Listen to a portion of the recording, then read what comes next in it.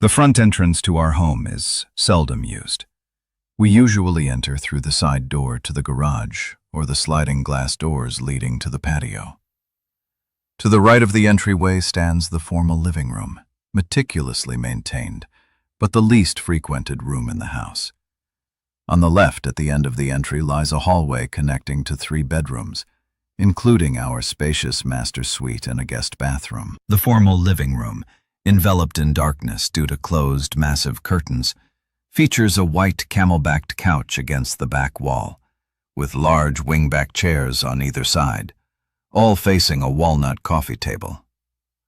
Although insignificant, until that day, late that morning, I found myself in a wing-back chair facing away from the archway between the entry and the living room. In that chair, I have often contemplated my life and assessed potential losses during Lynn's absence. The prospect of ending our troubled marriage brings concerns about our shared friends deciding their allegiances, the loss of our house, potential alimony payments for years, and the sudden disappearance of half my net worth, alongside legal expenses. Despite these considerations, dealing with Lynn, whom I describe as vindictive, remains an inevitable challenge. Amid my reflections, the side door opens, signaling Lynn's return from grocery shopping. I realize I should have pretended to be in our bedroom to avoid another argument if caught in the living room. Arguments are commonplace, initiated by Link's unwarranted criticism for minor infractions, fabricated reasons or no reason at all. I understand it as a tactic to keep me off balance. Lynn can prolong arguments for weeks over trivial matters, and I always find a way to play her, believing it better to end disputes promptly. I deem life unbearable with constant friction and aim to settle fights as soon as possible, though the challenge lies in the short time until the next one. After 10 years of marriage, I see no solution other than pass away or divorce. Nonetheless, I persistently try to improve the situation, primarily for my sanity, rather than to make things more pleasant for Lynn. I hear the freezer door shut, realizing she has put away the frozen food, anticipating her request for me to get the remaining groceries. I brace myself for her orders and criticism to avoid her for as long as possible. I remain motionless, waiting for her call or whistle. The whistle resembling that of a dog has become nearly unbearable. Instead of her voice, I hear light footsteps as she approaches the entryway. If I had looked, I would have seen her stop at the tiled entry floor, peering down the hallway to ensure she is alone, quietly waiting. Lynn contemplates calling me in the car before getting home, but feels safe, assuming I am diligently working on the gazebo and in the backyard. Within seconds, I hear her cell phone chirp as she dials a number.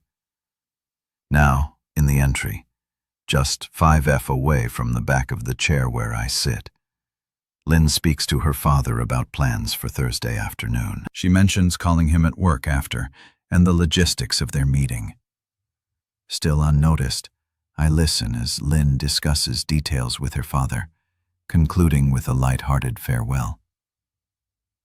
I heard the flip phone close, and her footsteps retreated across the carpet towards the sliding glass door, whistling and calling out to the gazebo project he had been working on, in the backyard. She seemed oblivious to my labored breathing and the pounding of blood in my heart and head tense. Situations were not new to me, and I relied on automatic responses honed from my experiences in the army and elsewhere. In such moments, the first rule was not to panic unless actively under attack. Utilize knowledge to one's advantage. Choose the right time to engage. Maintain a blank face. Control breathing, and appear normal. I stood and entered the den, stating, "I'm here. I was in the bathroom. I've got to run to the hardware store and get parts for the gazebo," crossing through the den toward the kitchen and the side door, while avoiding eye contact. with her marveling at my ability to articulate those words and my restraint from reacting violently. I walked by and she gave me a look, noticing the redness in my face, advising me to wear a hat. She expressed concern about potential sunburn. She mentioned not wanting to see my skin peeling off in a couple of days. Additionally, she informed me about groceries that needed to be brought in before going anywhere, and emphasized not being gone all day. After dropping her phone into her purse on the kitchen counter, Lynn went out to inspect my work on the gazebo, leaving criticisms for my return. Lynn's communication style was typical, mostly involving instructions and lied or explicit criticism. As she entered the backyard, I retrieved her phone, checked the last dialed number, memorized it, and returned the phone to her purse. After putting away the groceries I left in my small pickup truck but didn't head for the hardware store. I stopped at a local park a couple of blocks away. For the first 15 minutes I replayed the short conversation in my mind, wanting to ensure I had every word memorized to make notes. There was no doubt about its meaning. My wife was having an affair, likely in our house, maybe even in our bed, while I was at work. Furious, I felt I was subsidizing her infidelity by working to support her. Who was the man she called Daddy? It wasn't her real father. The area code was local and her parents lived 1,000 miles away in California. In the early days of our marriage, she sometimes called me Daddy during love-making moments, though she had stopped doing so. I had thought she might be signaling a desire for kids, but we decided not to have children a couple of years into the marriage. She was undeniably a daddy's girl. Considering practical matters, I pondered my best course of action. Her lover would enter through the back gate on Thursday, likely walking down the alley. I contemplated ambushing him there, but wondered about dealing with my cheating wife. If the lover was on foot, his car had to be nearby. It struck me the lover would probably leave his car at the park. Determining who this person was became crucial. The obvious approach was to call the number from her cell phone. Having someone else make the call as if by mistake seemed plausible, with a woman being the most likely to get information. Who could make that call? Who else might know about this? The answer was clear. Link's best friend was Sue. If Sue didn't know, I doubted anyone else did. Lee's sister was unlikely to have information, since they had not been close since the sister's messy divorce and subsequent estrangement from the family. Could I ask Sue? I had known her as long as Lynn had, and Sue had always been my friend too. However, women could be more loyal to each other than to their spouses. Sue was married to Nick, who was 15 years her senior, and they seemed to be the most loving couple in the world. I figured that Sue would tell Nick almost anything. Would she disclose information about Lynn, though? Did I consider Nick a friend? We weren't close friends, but Nick was an upstanding guy, and I would have thought Nick would have told me if he'd known about something like this. I decided to try Nick. That meant a drive to the golf course where Nick, semi-retired, donated time on Saturdays as a goodwill ambassador for the course in exchange for a free round of golf during the week when the course was not full. On the way over, I planned my approach very carefully. I couldn't just blurt it out. What if the news got back to Sue and then to Lynn? I had to be Kai, riding in a golf cart with Nick as he checked on conditions at the 7th hole. I brought up a hypothetical question. I inquired about his approach to confidential conversations, asking whether he would feel obligated to keep it confidential or if he would share it with Sue. Nick gave me an odd glance and continued driving for several yards. I clarified, asking if he and Sue always shared what they heard from other people, even if it was shared in confidence. It was just a hypothetical scenario. Nick pulled over onto the grass, turning to look directly at me with an almost expectant expression. In response to my inquiry, he said, "Do you have a specific question for me? If you do, ask away." Maintaining the same strange and intense look on his face, I asked Nick if he could keep our conversation confidential. If I were to pose a question, I made a promise that I wouldn't mention it unsolicited, but if Sue were to inquire, I wouldn't lie to her. That was my operating principle. I assured him that I could keep a secret, but I wouldn't deceive my friend wife. It was evident that Nick knew something, and I sensed that he wanted to share it with me. After composing myself, I directly asked him if he knew anything about a possible affair my wife might be having. I rephrased to make it clearer, asking if he had any knowledge of an affair Lynn was currently having, or had in the past. Nick's response flowed out like a dam bursting. He recounted an incident from last New Year's at the Holden's party. Everyone was outside preparing for the fireworks display when Sue fell ill from the champagne. Despite her infrequent drinking habits, she went upstairs to the bathroom. On the landing, she heard someone attempting the doorknob while she was getting sick in the toilet. When she washed up and left the bathroom, she heard noises coming from down the hall where it turns towards some bedrooms. She was afraid that someone else might be ill, and she walked down there and looked. Lynn was up against the wall at the end of the hallway, and some big dude was, well, there's no good way to say it.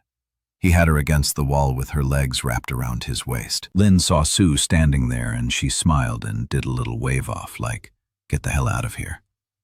On the way home, she shared the details with Nick. Sue and Lynn, being long-standing friends, needed to discuss matters before taking any action.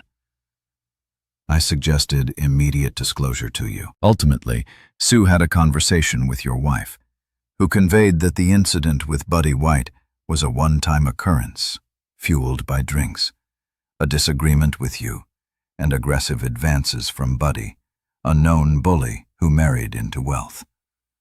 Sue, aware of Buddy's reputation, requested that I keep it under wraps, not wanting to jeopardize your marriage over a singular event. However, I made it clear to Sue that if you ever directly inquired about it, I wouldn't lie. The burden of this secret has weighed heavily on me for the past 5 months. I'm relieved it's out in the open, but I'm deeply sorry for what you're going through. Man, unfortunately, it's not over. Sue deceived her. Lynn has been involved with Buddy, or perhaps someone else by now. I overheard her talking to him on the phone just an hour ago. Let's head back to my place and discuss what Sue has to say. We left the golf course in separate vehicles and headed to Sue and Nick's place. He conveyed the news to his wife, and she sat down in tears. She had harbored high hopes for Ma and Lynn's relationship, willing to offer any support she could. However, upon learning that the affair was ongoing, her demeanor shifted. Sue experienced a sense of betrayal similar to what Lynn had caused up until now. She had believed the assurance that the affair had ended and had based her actions, or rather inaction, on that falsehood. Sue, there's something you could do for me. I examined Link phone and I have the number she called. Would you mind giving him a call? Pretend it's a wrong number and try to obtain his name. I want to confirm who she's involved with now. Sue, an editor working remotely, held a PhD in English Lit and possessed a theater background. Devising the call with her finest acting and social engineering skills, she opted for her faultless English accent, consistently leaving a lasting impression. Dialing with the phone on speaker, she heard, "Hi, this is Buddy White." Sue blinked. "Sorry, wrong number." Well, that was surely unsatisfying. She commented, her entire scenario unraveling. Yet the revelation was clear. Lynn hadn't terminated the affair with White, adding another piece of crucial data discussing our next steps. I insisted on catching the duo during their upcoming Thursday encounter, aiming for extensive ammunition. I wanted to confront my wife, armed with abundant facts, catching her in flagrante decto and exposing the lies she'd inevitably use to conceal the situation. Expressing reluctance to hire a detective due to costs, and uncertainty about Lai's interactions before Thursday. I sought a swift means to gather evidence. They fell into a contemplative silence for a minute or more. Sue suggested the idea of a mole. She proposed the notion of having someone like Link's best friend extract the truth from her. I was skeptical, but Sue insisted, saying, "Never underestimate an angry woman. I've had enough of her and how she's treated us all. I believe I can craft a story that will compel her to divulge everything over the next hour." We devised a plan. Sue urgently calling Lynn, claiming a desperate need for help and arranging a Sunday morning coffee meeting. Nick would modify Sue's old purse to hold a video camera recording every word and facial expression by noon on Sunday. They anticipated having substantial information. Sue promptly contacted Lynn, referencing a situation akin to the New Year's party. Lynn agreed to the meeting, secretly pleased with her friend's newfound assertiveness. Sue arrived early at the coffee shop, choosing a table under an awning, arranging her purse with the concealed sealed camera, ensuring the optimal angle and conducting audio tests. She positioned chairs strategically. The air was calm, eliminating wind noise possibilities. She set it up for one-button recording the 16-gigabyte card, offering ample storage. Nick had ingeniously secured the camera and purse with Velcro straps disguising lens and mic holes within the PERS pattern. Sue was prepared. As Lynn arrived, Sue asked Lynn to grab coffee, mentioning that she would save their spot in the most secluded area. Sue pressed the button. When Lynn returned with the drinks, swiftly confirming the recording, they quickly covered the basics and Sue began her tale. Sue expressed her dilemma to Lynn, mentioning that there's this guy who's interested in her. She didn't know what to do, describing him as attractive, especially since it had been ages since she and Nick were lovemaking. Sue shared that Nick completely trusts her, and that she's never cheated on him. However, she admitted feeling tempted now and saw Lynn's advice. Sue wanted to understand how Lynn felt after the New Year's party and asked if she would regret going through with it. Lynn responded by encouraging Sue, saying, "Go for it, girl. Honestly, I can't fathom why you haven't done this sooner. Nick's nice and all, but honey, he's past his prime. You're still young and cute. I've always admired your appearance, but I've never understood why you waste your time with Nick." Sue was surprised by Lynn's lack of remorse and asked if the New Year's party was genuinely a one-time thing. Lynn explained, "Honey, I won't lie to you. I had to tell you that at the time or you might have spilled the beans. But now that you're in a similar situation, we can share all this. In fact, we'll be having some real steamy discussions." Lynn, spill everything. I'm so into this now that I'm thinking of doing it myself. How did it start with you and Buddy? Are you still at it? You should see the look in your eyes. If you're not excited now, I bet you will be in a few minutes. Lynn proceeded to share details about her encounter with Buddy at Holden's Halloween party. She described how they met 2 months before with Buddy eyeing her at the party. Lynn explained that they discreetly met on the landing and ended up in the bathroom. She recounted the passionate encounter, emphasizing Buddy's qualities. Lynn affirmed that she was still with him and would be meeting him next week in her own bed. Sue inquired about me expressing concern about any feelings of guilt. Lynn dismissed any guilt, stating, "Sue, Paul's a husband. You can't treat a husband like a lover. They serve different roles. Paul is there to do what I want. Buddy is there for good closeness." Lynn explained her strategy with me, treating me like a good provider who follows orders. She mentioned using diversionary tactics like checking for perfume to make me believe she'd never cheat. Lynn likened having me around to having a little gay friend, describing him as docile and someone she could control. She highlighted the freedom she enjoyed, knowing mine's whereabouts, and never worrying about me catching her with a lover. Sue asked Susie if she had other lovers, and Susie replied that she couldn't count them all. The first one was, in their first year of marriage, picked up in a supermarket. He never knew her real name, and they bounced around hotel rooms for 6 months until he got too clingy. Susie mentioned the need to watch out with young guys.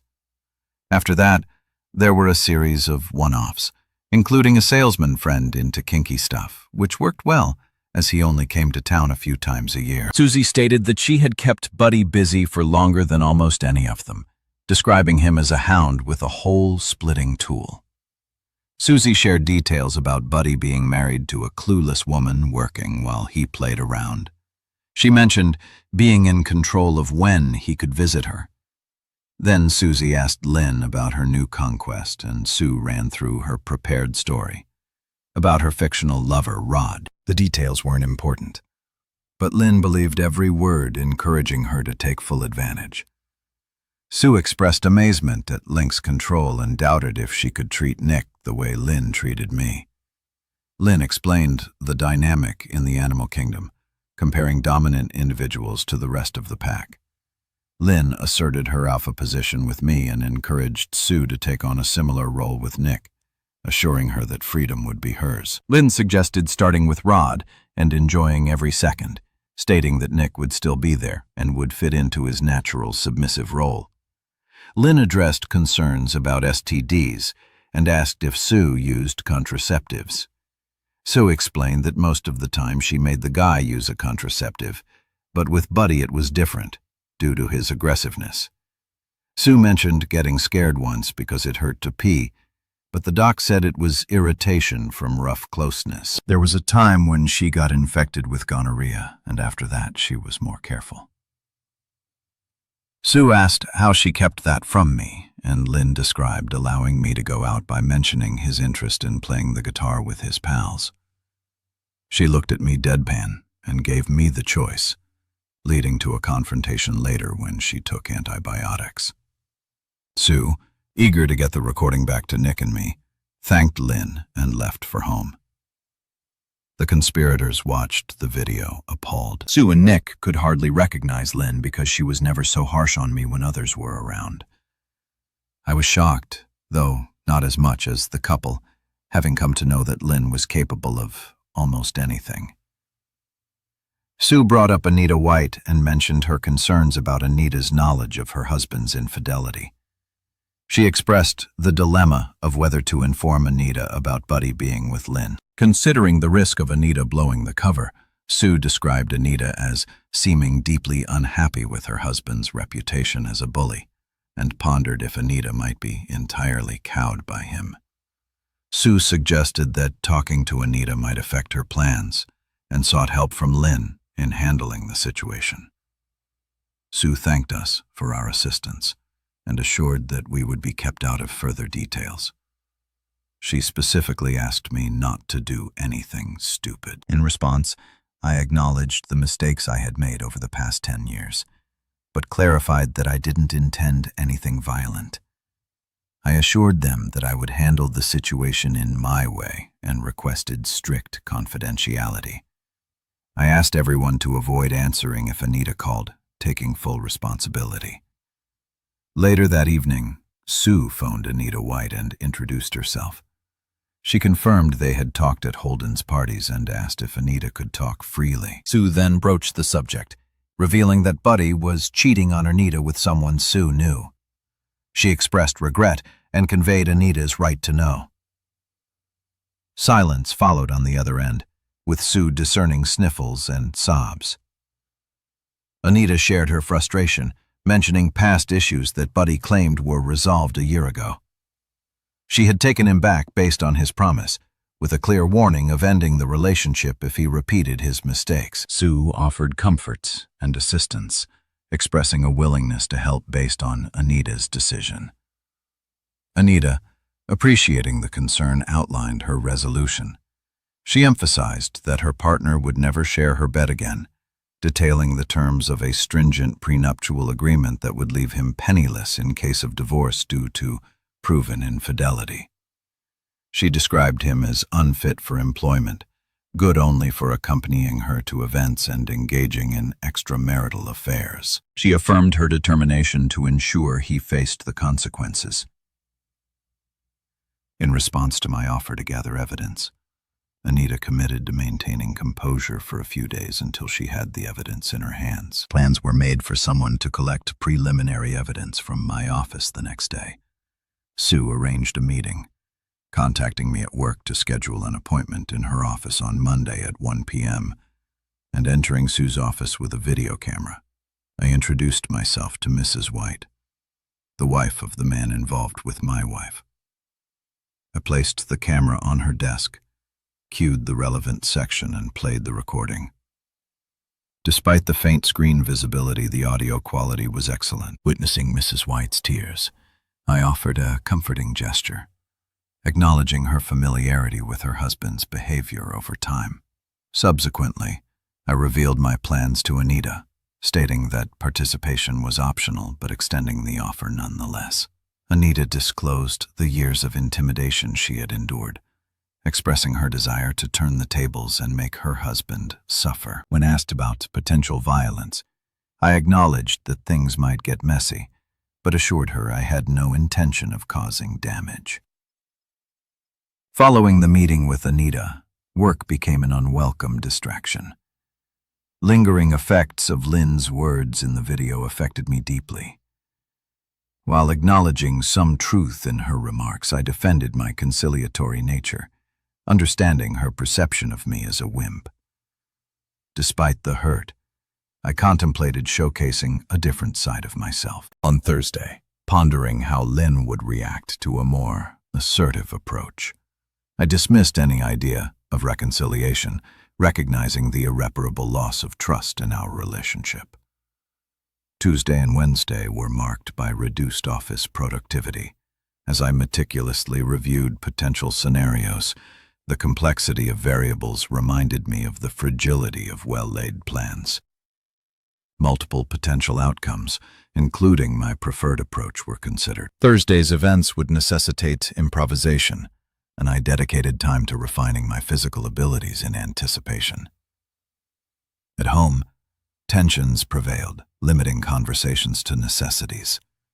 Lynn, typically assertive, observed my recent behavior, aiming to understand the issue and regain control. Ironically, she found herself anticipating Thursday, speculating on the potential insights a passionate encounter with Buddy might provide. On Tuesday night, as Lynn showered, I searched my dresser drawers for a childhood keepsake from my grandfather. Both my father and grandfather had military backgrounds.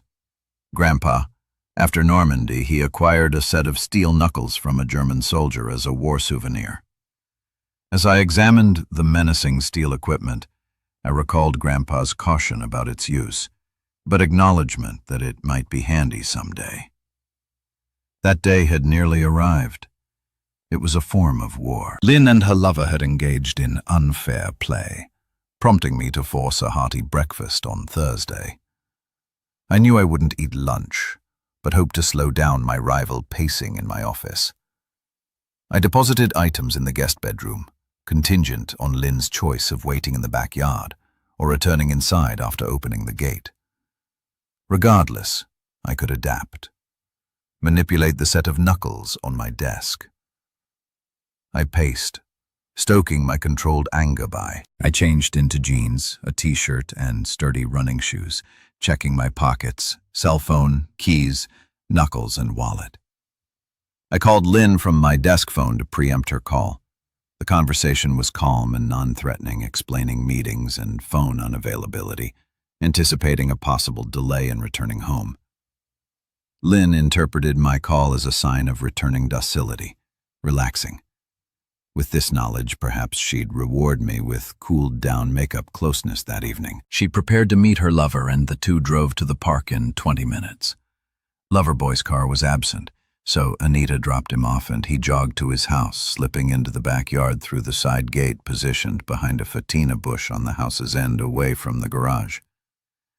I waited nervously, checking the muted phone's time as Lynn emerged in the backyard dressed in a string bikini, heading to the back gate. After unlocking it and surveying the alley, she closed the gate and settled into a lounge chair under the pecan tree. This signaled me that I had left the side gate ajar, I slipped back through the opening, circled to the front door, and, using my key, opened it, walking over the spot where my wife's betrayal had been exposed days earlier. I entered in the spare room. I grabbed a cordless drill and some hardware, entering the master bedroom. In less than a minute, I installed a hasp on the inside of the door, leaving a lock hanging, placing a small piece of wood between the door edge and the jamb. At first it wouldn't close just in case my wife attempted to shut it. Heart pounding, I took the drill to the guest room, picked up the video camera, adorned my right hand with brass knuckles, and waited. Many things could have gone wrong. I might have forgotten a step. Lynn could have unlocked the gate earlier, or her lover could have arrived prematurely. Fortunately, none of that occurred. With controlled breath, I awaited the final assault, planned and executed on my terms. Standing brass knuckles on my right hand, I held the video camera peering through the slightly open guest bedroom door. The dark hallway might impact video quality, but the audio would be crucial. As the sliding glass door moved and voices emerged, Link laughter mingled with a male growl, imagining the man's hands on her. I glimpsed my wife's bikini top, already discarded, entering the master bedroom with her lover neglecting to close the door. I followed at a distance, still recording kneeling at the door. I observed Buddy embracing Lynn, who closed her eyes and unbuttoned his shirt carefully. I set the video camera on the dresser inside the door, capturing the unfolding scene on the bed. This waiting was the most challenging, a desire to record the undeniable act, leaving no room for denial. Fueled by my suppressed rage, retreating from the door, I stood prepared, limiting peeks to avoid detection. I observed the couple caressing. Both now undressed with an entire afternoon ahead, they took their time surrendering to passion. Outside the door, I overheard Lynn referring to Buddy as Daddy, confirming my suspicions about her daddy issues, anticipating retribution. I couldn't wait to confront them. I heard Buddy's voice expressing eagerness. Peeing again, I saw the man between Lynn's legs, then witnessed the plunge and heard her scream in an unprecedented manner. They began moving together, uttering curses and unintelligible sounds. Having seen enough, I touched the brass knuckles for luck and silently approached the bed. Lynn noticed me just before. I forcefully shoved Buddy in the ribs, ejecting him from her screaming. He accused Buddy of violating. My wife, shocked, Buddy's face transformed and he reverted to his bullying demeanor, moving to deal with me. I withdrew a few steps as Buddy turned the far corner of the bed, heading toward him. Misinterpreting my move as a retreat, Lynn, now on her knees, clutched the covers, yelling for me to get out and not hurt Buddy. I shifted back on my trailing foot, took a running step and hurled myself into Buddy's chest, delivering the brass knuckles forcefully to the solar plexus. They crashed to the floor with my full weight, compressing his chest. In situations where breathing is compromised, all other considerations become irrelevant. But he pushed, attempting to dislodge me, emitting a high-pitched whining noise, struggling for breath. Panic filled his eyes, sitting up and straddling my opponent. I observed Buddy's hands pressing on the floor, trying to find a better position to breathe. I then administered the coup de grace, raising my right hand high and bringing the steel on my fist down directly onto the center of Buddy's terrified face with considerable force, with nowhere for his head to recoil and mitigate the blow. I heard bones satisfyingly crunch and witnessed blood pouring from Buddy's ruined face, hindered by blood flowing into his mouth and throat. Buddy was completely incapacitated. I got up, walking toward the door, content with the initial confrontation, ignoring Lynn's screams. Until her plea for help reached me, I realized she thought I was leaving, aligning with the plan for psychological warfare. After kicking the small wood piece away from the jamb, I closed the door and locked the hasp in place. Turning to face Lynn, I observed her expression shift from ang to frantic, realization that we were all locked in. She was undressed and had no protection from this unpredictable version of her husband. In response, she altered her tone, pleading with me. "Paul, oh Paul, I know it looks bad, but he forced me into this HEK, a bully. He threatened to hurt me and you too. He said he would destroy you. To have me. I had to do it. I didn't want to."